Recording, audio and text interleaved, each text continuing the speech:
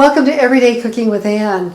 Today we're going to make one of my family's favorite comfort foods, and they always request it, and I'm going to show you how easy it is to make shepherd's pie from scratch at home.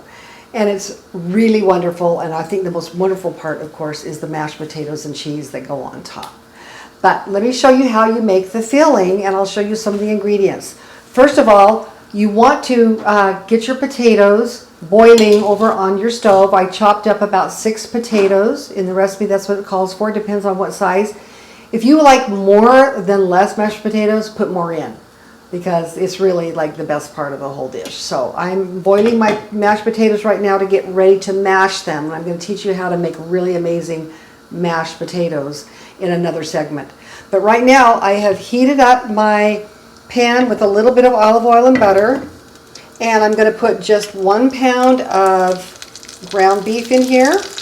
This is a pretty lean ground beef, and that's why I've added a little bit of fat to it.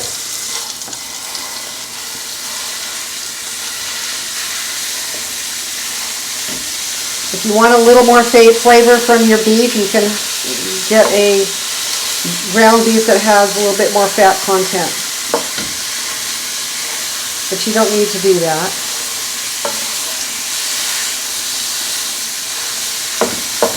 Into that, I'm going to put about a cup and a half, or at least just 1 medium onion of chopped onion. I'm going to let that saute in with the ground beef. Now, there's different ways you can do this if you want. That's what's great about cooking. You can decide to do something different.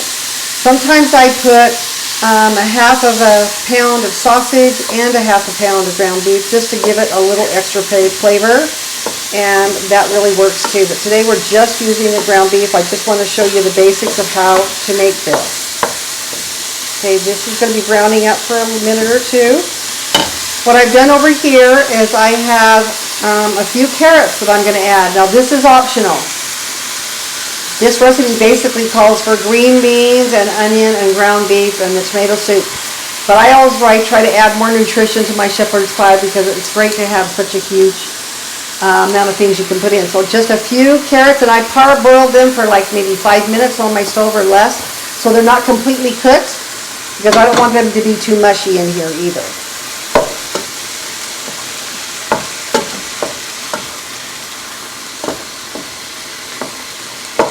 Now I'm going to cook this for a few minutes until it is nice and browned and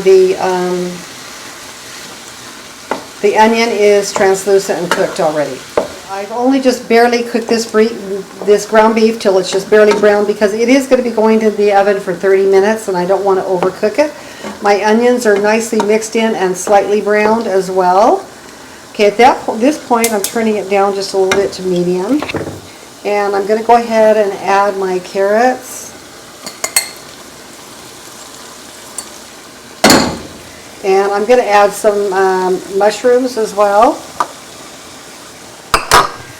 These two are optional, but if you like these vegetables, they'll be really, really good in here. So that needs to cook down a little bit.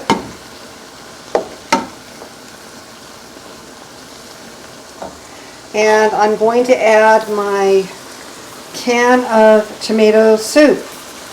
How simple is that? You don't even have to make your own sauce. The tomato soup is the sauce.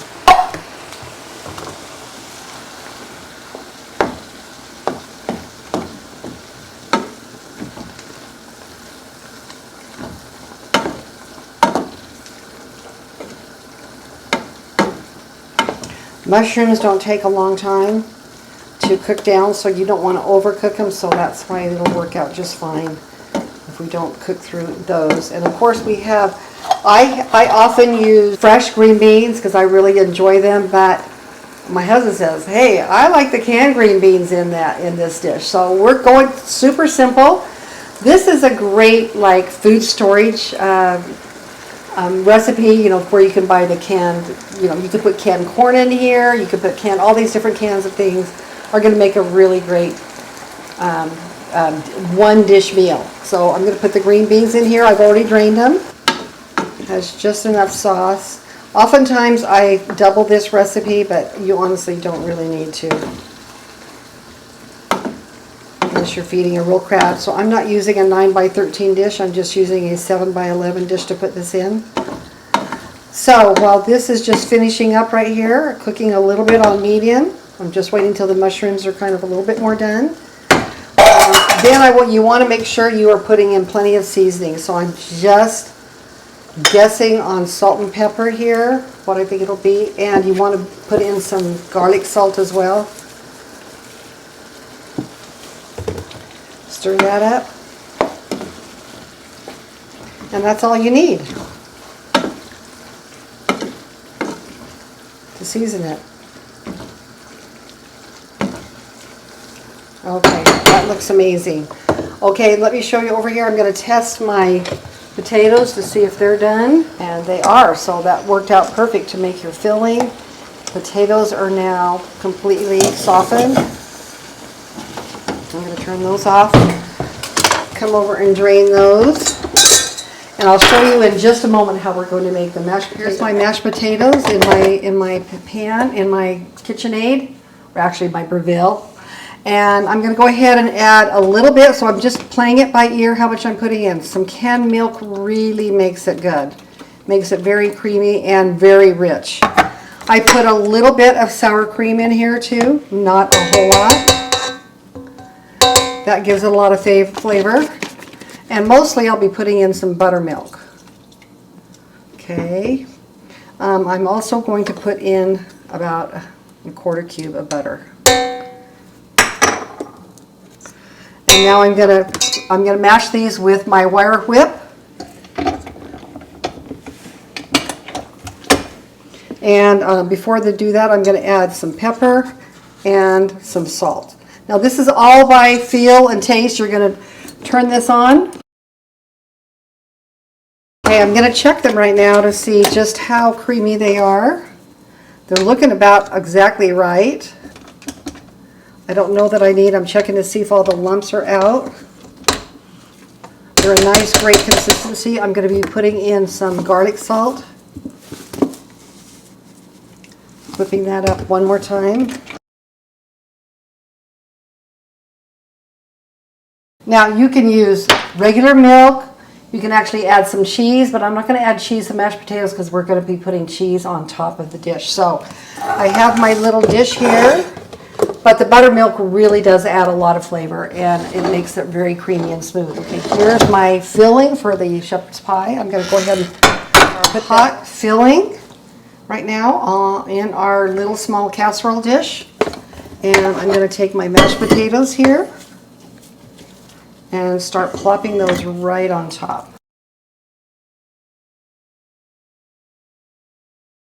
Now I'm just going to smooth those right over like this. So you can see you have a lovely, huge mound of mashed potatoes on this casserole.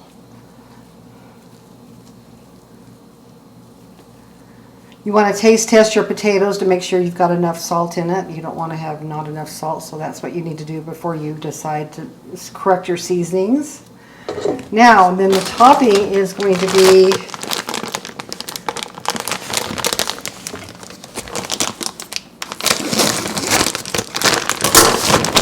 it could be cheddar cheese. I have a mixture of Colby Jack, which is cheddar, and Monterey Jack cheese.